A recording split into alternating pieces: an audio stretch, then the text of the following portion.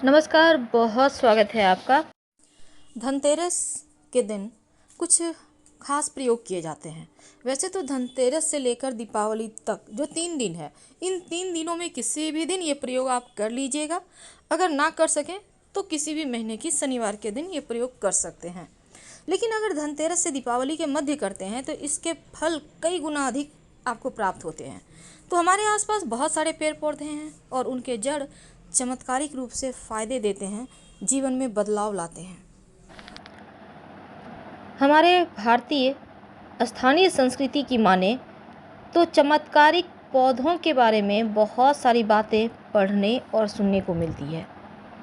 माना तो ये भी जाता है कि कुछ ऐसे पौधे हैं जिसको खाने से जब तक उसका असर रहता है तब तक व्यक्ति गायब रहता है, और एक ऐसा भी जड़ी बूटी है जिसका सेवन करने से भूत भविष्य का ज्ञान तक हो जाता है। कुछ ऐसे पौधे हैं जिसके बल पर सोना बनाया जा सकता है, और इसी तरह धन देने वाले पौधे भी हैं, शत्रुओं से मुक्ति दिलाने वाले पौधे हैं। तो चलिए आज हम एक ऐसे ही पौधे की बात करेंगे जिसका नाम है धतूरा। तो धतूरे का पौधा जो शिव जी को अति प्रिय है, ये पुष्प, इस धतूरे के बहुत सारे प्रयोग होते हैं। लेकिन क्या आपको पता है कि कुछ ऐसे पौधे होते हैं जिसको घर आंगन में लगाने से बुरे दिन समाप्त हो जाते हैं और जड़ी बूटियों के माध्यम से धन, यश, कीर्ति, सम्मान सब प्राप्त होता है। तो आज धतूरे के जड़ की बात करेंगे। लेकिन उसके पहले एक और बात बता दें कि आप जब भी किसी भी पेड़ के जड़ का प्रयोग करते हैं या पेड़ का प्रयोग करते हैं तंत्र क्रियाओं के लिए, तांत्रिक गतिविधि के लिए, तो दोबारा से प्रयास करें उस पेड़ के पास ना जाएं। धतूरे का जड़ ज़्यादातर आप आश्लेषा नक्षत्र में अगर ले आएँ, ज़्यादातर जो अधिकतर काम करता है 100% इसका बेनिफिट चाहते हैं तो आश्लेषा नक्षत्र में ही लाइए।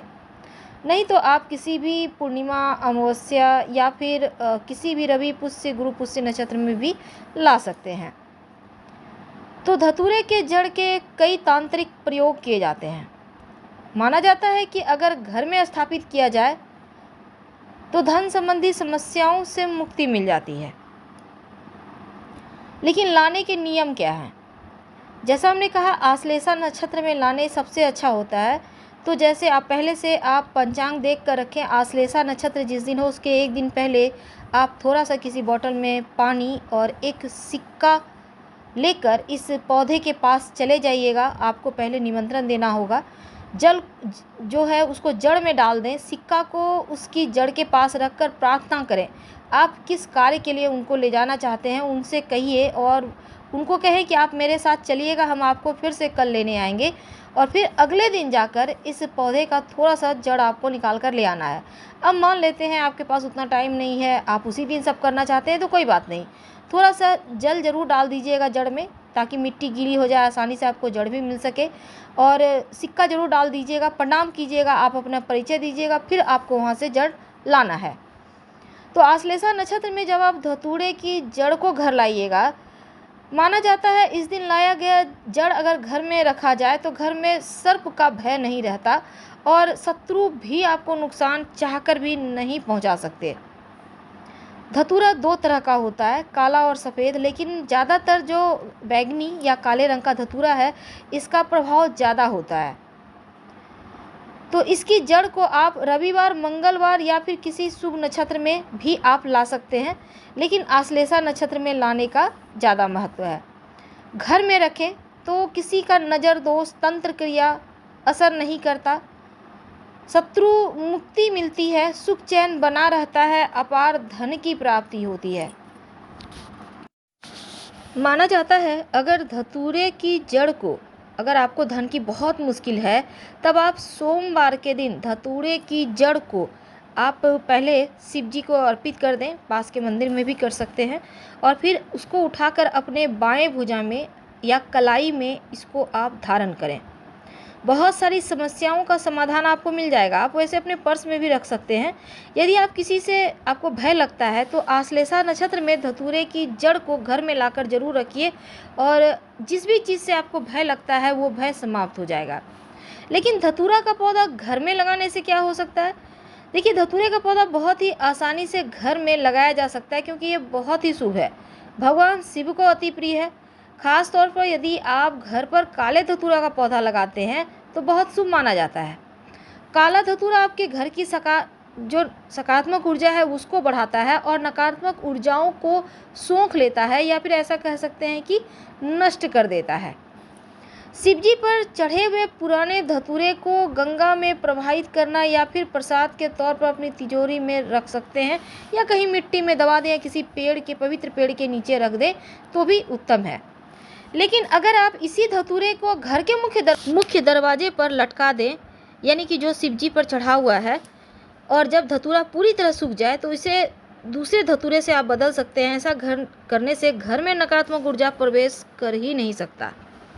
सूखा हुआ धतूरा लटका हुआ ना रहने दें, बल्कि उसको चेंज करते रहें। अब सवाल ये है कि धतूरे के पौधे को घर में कहाँ लगाएं? देखिए, ज्योतिष कहता है कि धतूरे को कभी भी तुलसी के पौधे के साथ नहीं लगाना चाहिए, क्योंकि भगवान शिव को भी तुलसी अर्पित नहीं किए जाते। और साथ ही यदि आप घर में धतूरे का पौधा लगाने जा रहे हैं तो उसे पूर्व दिशा में लगाइए। इस दिशा में भगवान शिव का वास होता है और इस दिशा में बैठकर शिव जी की आराधना भी की जाती है। तो धतूरे का पौधा पूर्व दिशा में लगाएंगे, लेकिन इसको अगर आप धारण करते हैं तो धन की समस्या समाप्त होती है। घर में स्थापित करते हैं तो किसी तरह का भय नहीं रहता, मुश्किलें दूर होती है। तो धतूरे तो एक है, लेकिन इसके फायदे बहुत हैं। उम्मीद है आपको जानकारी पसंद आ रही होगी। शत्रुओं से मुक्ति पाने के लिए इस धतूरे का जड़ का प्रयोग आप कैसे करेंगे? तो सिर्फ धतूरे का जड़ ही नहीं, धतूरे के पत्ते से भी वशीकरण होता है, फूल से भी वशीकरण होता है। इस टोटके को जानने के लिए चलिए जानते हैं, थोड़ा सा और आगे बढ़ते हैं। अगर आपके घर में कोई बीमार है तब आप इस जो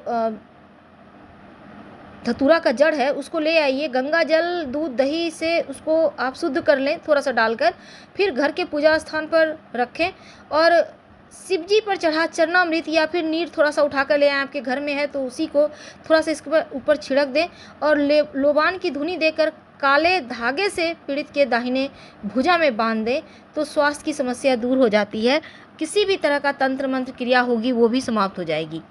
अगर घर में बहुत कलह रहता है तो धतूरे की जड़ का प्रयोग आप कर सकते हैं।